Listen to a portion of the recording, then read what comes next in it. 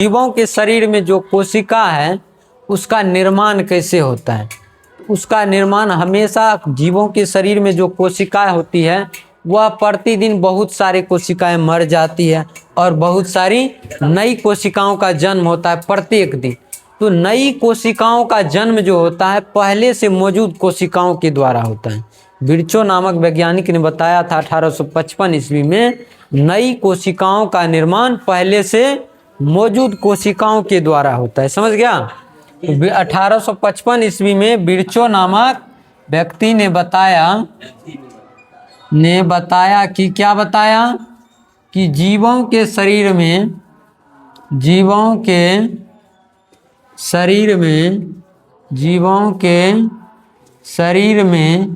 नई कोशिकाओं का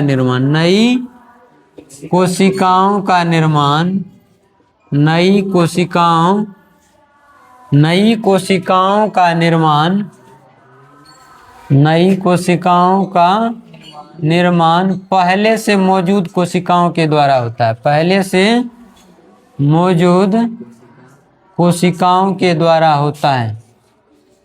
मौजूद कोशिकाओं के द्वारा होता है।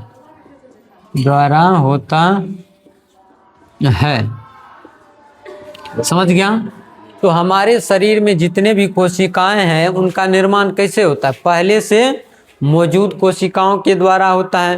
प्रतिदिन जो है हमारे शरीर में कई कोशिकाएं मरते हैं और कई कोशिकाएं क्या करते हैं, जन्म लेते हैं। कई कोशिकाएं क्या करते हैं, जन्म लेते हैं। समझ गया। उसके बाद एक और वैज्ञानिक आते हैं। समझ गया। अब आता है एक वैज्ञानिक आते हैं, उसका नाम है स्ट्रासबर्गर। समझ गया। हाँ, बर्गर, क्योंकि वह बर्गर बहुत खाता था। समझ गया, इसीलिए उसका नाम पड़ गया स्ट्रासबर्गर। हैं, उसका नाम है स्ट्रासबर्गर। याद रखने के लिए समझ लो जो बर्गर बहुत खाता था। समझ गया। उसे तो हम देखने नहीं गए जो बर्गर खाता था कि क्या खाता था। समझ गया। उसका नाम था स्ट्रासबर्गर। समझ गया। तो स्ट्रासबर्गर नामक वैज्ञानिक, देखो अब कोशिका देख लिए। केंद्रक का खोज कौन किया था, रॉबर्ट ब्राउन किया था 1831 ईस्वी। वही केंद्रक संबंधित कुछ बातें बताते हैं स्ट्रासबर्गर। समझ गया। तो स्ट्रासबर्गर ने 1884 में बताया कि क्या बताया, जो केंद्रक होता है, केंद्रक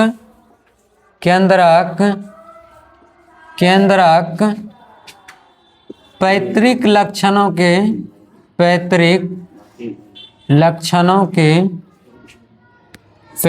लक्षणों के वंशागति में भाग लेता है। वंशागति में भाग लेता है। यानी कहने का मतलब है ये जो केंद्रक होता है, कोशिका में क्या पाया जाता है, केंद्रक पाया जाता है। कोशिका में क्या पाया जाता है, केंद्रक। वह केंद्रक जो है वह पैतृक वंशागति के अनुसार चलता है। पैतृक वंशागति मतलब यानी जो केंद्रक तुम्हारे बाप दादा में था वही केंद्रक तुम में भी आएगा। समझ गया।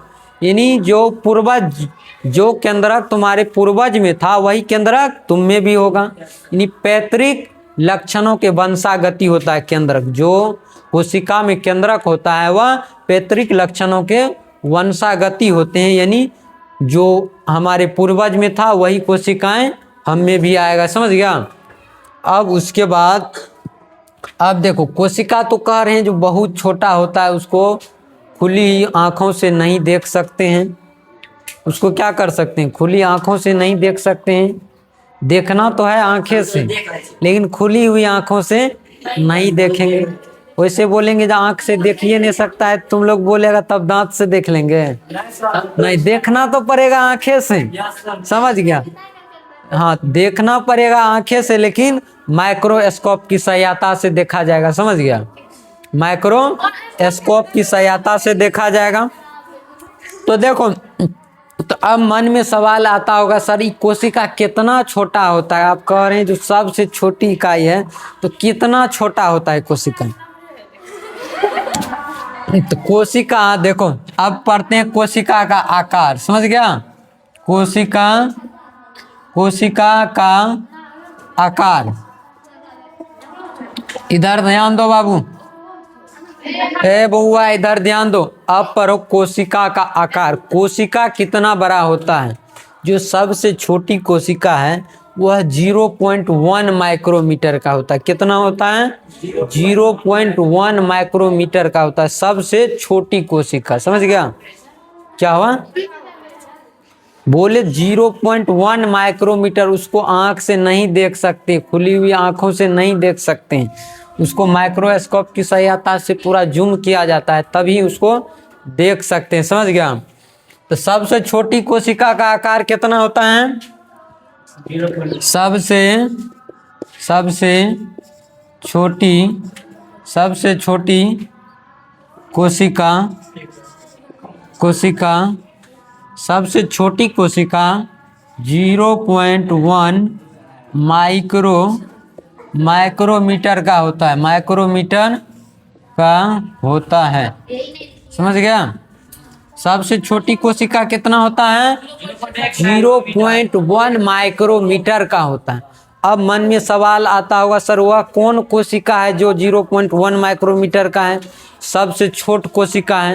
इधर ध्यान दो, ये जो सबसे छोटी कोशिका है 0.1 माइक्रोमीटर का, इसमें एक कोशिका आता है। इसमें क्या आता है? एक कोशिका है, उसका नाम है माइक्रोप्लाज्मा गैलसेप्टिकम। सबसे छोटी कोशिका कौन सा है? माइक्रोप्लाज्मा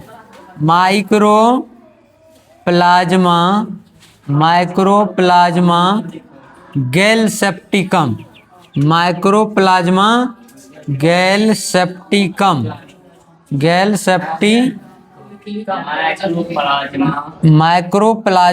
गैलसेप्टिकम, ये जो है सबसे छोटी कोशिका है। सबसे छोटी कोशिका यानी 0.1 माइक्रोमीटर का सबसे छोटी कोशिका होता है। और सबसे छोटी कोशिका कौन है? माइक्रोप्लाज्मा गैलसेप्टिकम। अब सबसे छोटी कोशिका है तो कोनो ऐसा भी कोशिका होगा जो सबसे बड़ा कोशिका होगा। एक ऐसा भी कोशिका है जो 2 किलो का होता है। समझ गया? 2 किलो का भी कोशिका होता है। समझ गया? सबसे देखो, सबसे बड़ी कोशिका होता है शुतुरमुर्ग। देखा, शुतुरमुर्ग का नाम सुना है? शुतुरमुर्ग एक पक्षी होता है जो कि मनुष्य से भी बड़ा होता है। समझ गया? अगर एक चंगुर लगा देगा ना तो पलट जाएगा। समझ गया? तो दांत उत झड़ जाएगा। एक चांगुर लगा देगा तो दांत उत झड़ जाएगा। समझ गया? एक शुतुरमुर्ग यदि एक पंख लगा देगा तो दांत उत झड़ जाएगा। तो सबसे बड़ा पक्षी होता है शुतुरमुर्ग। उसी शुतुरमुर्ग का जो अंडा है वही सबसे बड़ी कोशिका होता है। समझ गया? उस कोशिका का आकार होता है, देखो, सबसे बड़ी कोशिका सबसे बड़ी कोशिका जो है, सबसे बड़ी कोशिका 135 गुना 170 मिलीमीटर का होता है। मिलीमीटर का होता है। मिलीमीटर का होता है। समझ गए? 135 गुना 170 मिलीमीटर का होता है। और सबसे बड़ी कोशिका कौन सा है? शुतुरमुर्ग का अंडा।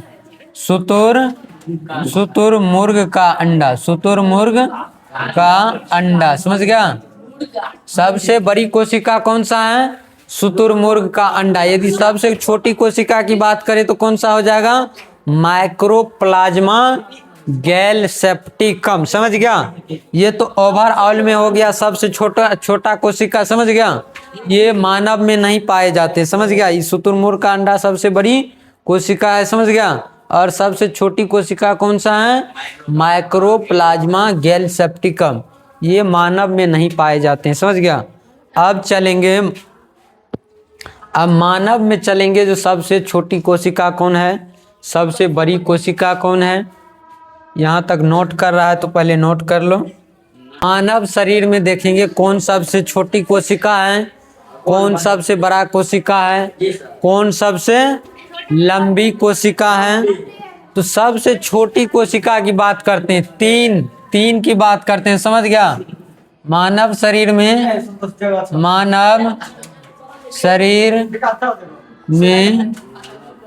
सबसे छोटी कोशिका, मानव शरीर में सबसे छोटी कोशिका, मानव शरीर में सबसे बड़ी कोशिका, सबसे बड़ी कोशिका, समझ गया।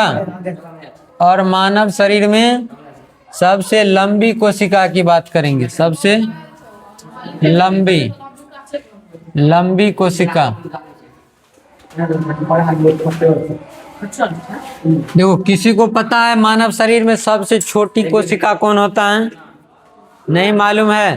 तो मानव शरीर में सबसे छोटी कोशिका पुरुषों में पाया जाता है। सबसे छोटी कोशिका किसमें होता है?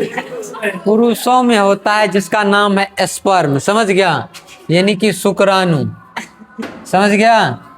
सबसे छोटी कोशिका कौन सा होता है? शुक्राणु होता है, समझ गया। सबसे बड़ी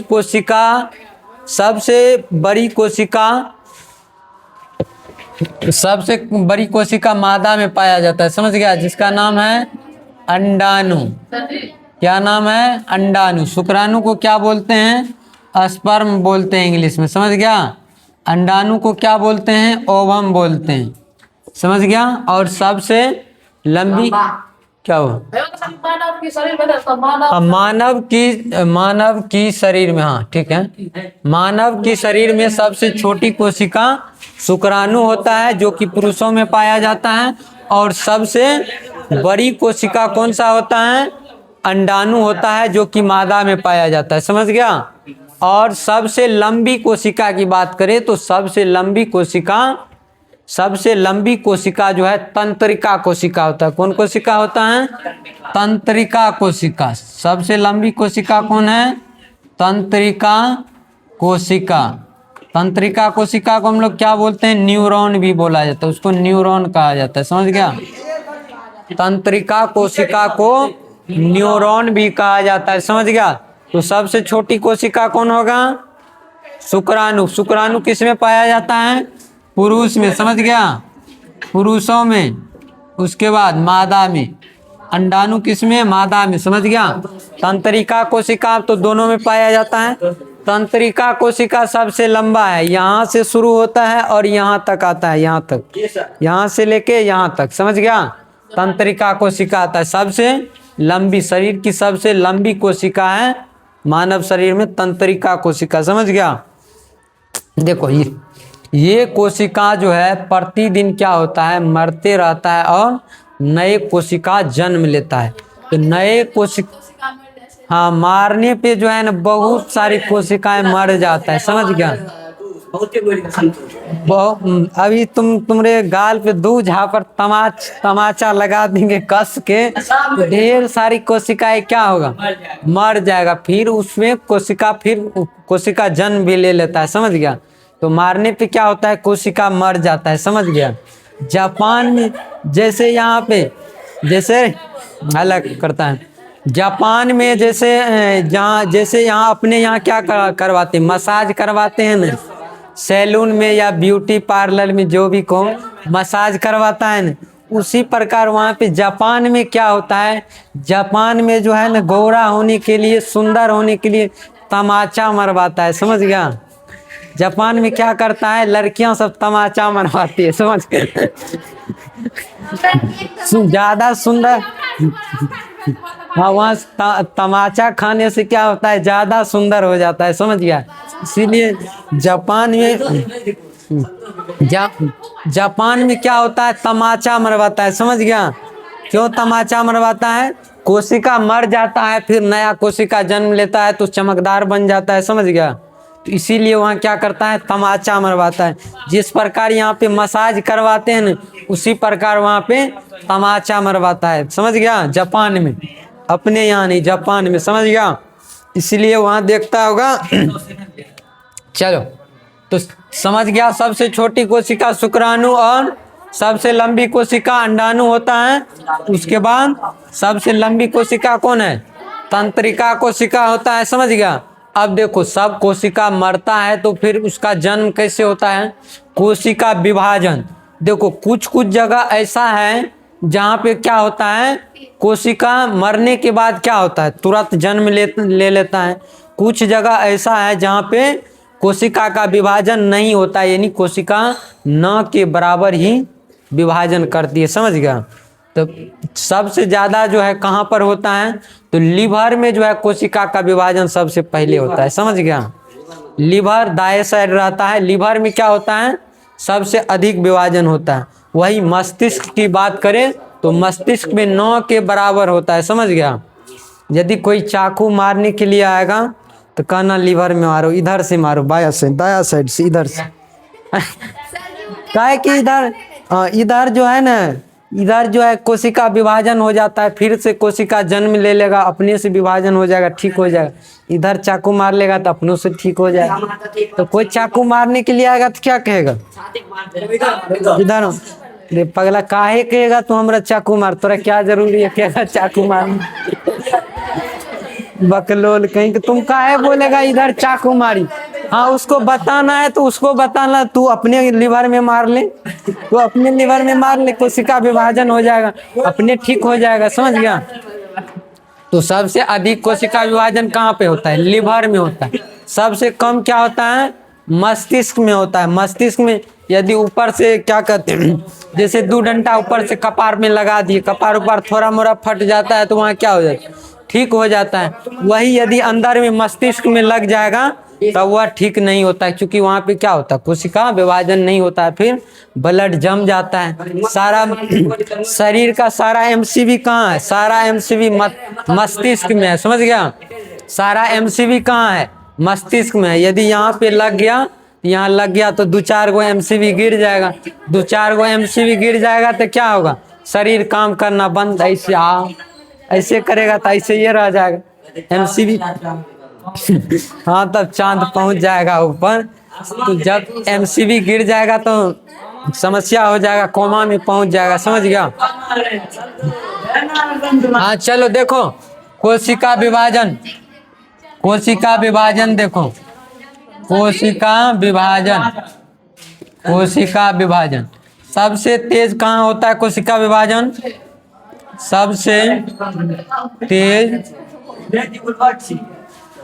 सबसे तेज कोशिका विभाजन,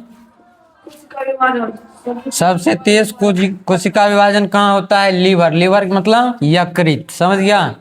यकृत में क्या होता है? सबसे तेज होता है, समझ गया।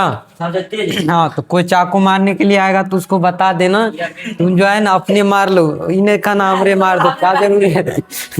उसको बता देना, तू अपने लीवर में मार ले, अपने ठीक हो जाएगा, समझ गया।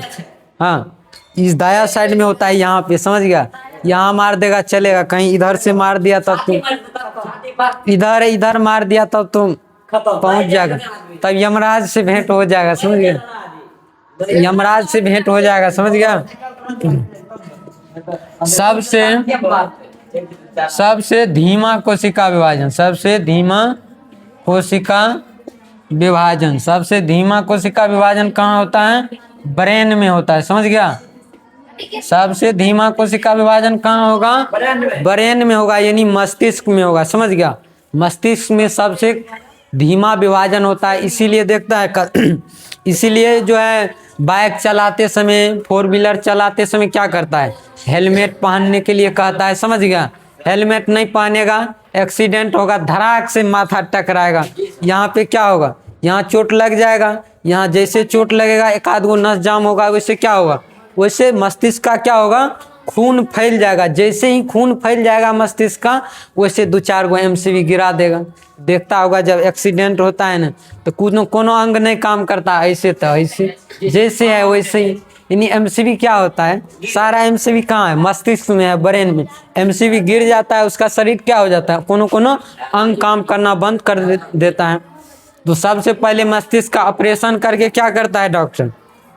सबसे पहले उस जमे हुए ब्लड को बाहर निकालता है, समझ गया। तब जो एमसीवी उठता है, एमसीवी जो गिरा हुआ रहता है तब ब्लड निकलता है, तब ठीक होता है। तब उसको नींद खोलता है, कहता ओ एमसीवी गिर गया था, एमसीवी गिर गया था इसीलिए उसको नींद लग गया, समझ गया। तो इसीलिए हेलमेट लगाने का क्या कारण है, समझ गया। यहाँ पे क्या होगा, कोशिका विभाजन क्या होगा, कोशिका विभाजन सबसे धीमा होता है या कहे तो ना के बराबर होता है, समझ गया। इसीलिए बाइक चलाते समय क्या करता है, हेलमेट का प्रयोग करने के लिए कहता है, समझ गया। उसके बाद 4 व्हीलर चलाते समय भी यदि माथा में टकरा जाएगा तो क्या होगा, जम जाएगा, तो एमसीवी गिर जाएगा, काम करना क्या हो जाएगा, बंद हो जाएगा, समझ गया। ऐसा क्यों देखो, हेलमेट नहीं पहनता है तो क्या कर देता है, चालान काट देता है। क्यों चालान काट देता है, क्योंकि क्या होगा, हेलमेट नहीं पहनेगा तो तुम क्या हो जाएगा, तुम मर जाएगा। तुमको मरने का अधिकार नहीं, तुमको सिर्फ जीने का अधिकार है, मरने का अधिकार नहीं है, समझ गया। संविधान में जीने का अधिकार है लेकिन मरने का अधिकार नहीं है, समझ गया। तुम कहेगा क्या, हम आत्महत्या करना चाहते हैं, तुरंत तुम पे मुकदमा हो जाएगा, तुरंत तुमको जेल में डाल दिया जाएगा। अपने आप को भी नहीं मार सकता है, समझ गया। क्योंकि संविधान के अनुच्छेद 21 में, आर्टिकल 21 में है, जीने का अधिकार है लेकिन मरने का अधिकार नहीं है। इसीलिए ऐसे यदि मरने का अधिकार रहता, तुम कहता अरे हम मरेंगे तो तुमको काहे टेंशन है, तुम काहे चालान काट रहा है, तुम काहे कह रहा है हेलमेट पहनने के लिए, हम मर जाएंगे तो हम मर जाएंगे, आपको क्या जाता है। तो कारण संविधान के आर्टिकल 21 में नियम बनाया गया है कि जीने का अधिकार है लेकिन मरने, अब हेलमेट नहीं लगाएगा तो तुम तो मर जाएगा, तो क्या होगा, नियम का उल्लंघन कर रहा है, इसीलिए क्या करता है, फाइन काट देता है। सीट बेल्ट नहीं पहनता है, क्या करता है, फाइन काट देता है। तो जीने का अधिकार है और मरने का अधिकार नहीं है, समझ गया। तो यहाँ तक क्या आया, यहाँ तक समझ में आ गया ना, बोलो छुट्टी दे देंगे। चलो यहाँ तक कोशिका विभाजन हो गया। चलो कैसे होता है मस्तिष्क, ऐसे न होता है रे, ऐसे होता है मस्तिष्क। हाँ, तो सबसे धीमा कहाँ पे होगा, मस्तिष्क में होगा, और सबसे अधिक कहाँ पे होगा, यकृत में होगा, यानी कि लीवर में होगा कोशिका विभाजन, समझ गया। इसीलिए क्या करना चाहिए, हेलमेट पहनना चाहिए बाइक चलाते समय, समझ गया। सीट बेल्ट का प्रयोग करना चाहिए, नहीं तो माथा में लग गया तो क्या होगा, चौपट हो जाएगा। सारा एमसीवी क्या है, माथे में है, एमसीवी गिर जाएगा तो तुम्हारा चक्री गोल हो जाएगा, समझ गया।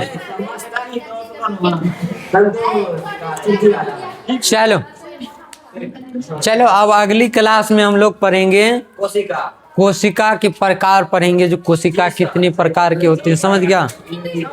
या जीव पढ़ेंगे, जो जीव कोशिका के आधार पे जीव कितने प्रकार के होते हैं, समझ गया।